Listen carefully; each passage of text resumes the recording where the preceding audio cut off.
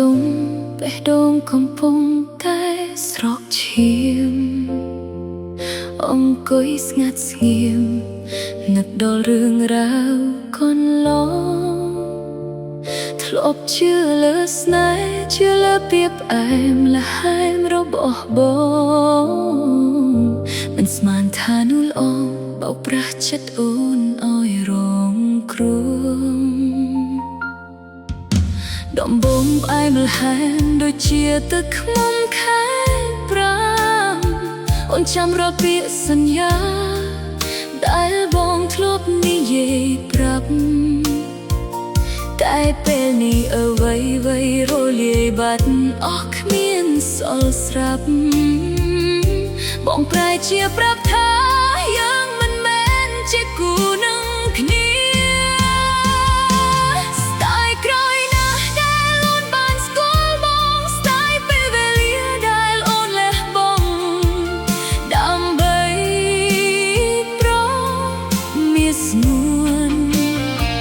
ស្មានថាបងស្មោះស្មានថាបងជាមនុស្សចុងក្រោយបងអស់ក្នុងខ្លួនតែចុងក្រោយបងបន្សល់ទុកត្រឹមទឹកភ្នែកឲ្យអូ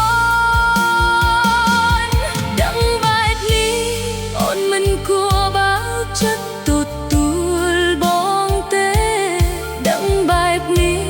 អូនសុខចិត្តនៅម្នាក់ឯងប្រសើរជាងសន្យាធ្វើไว้បើបងមិនអាចរក្សា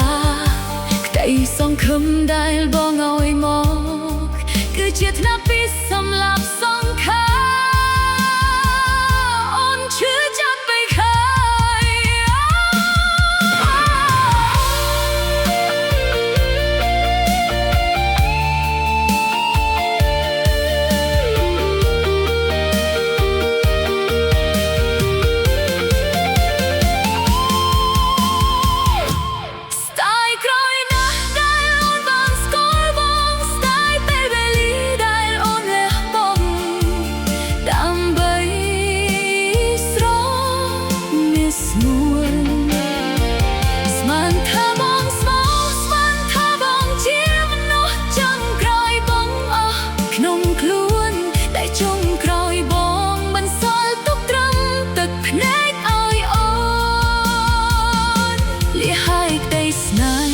ពោពេញដោយការបោកប្រាស់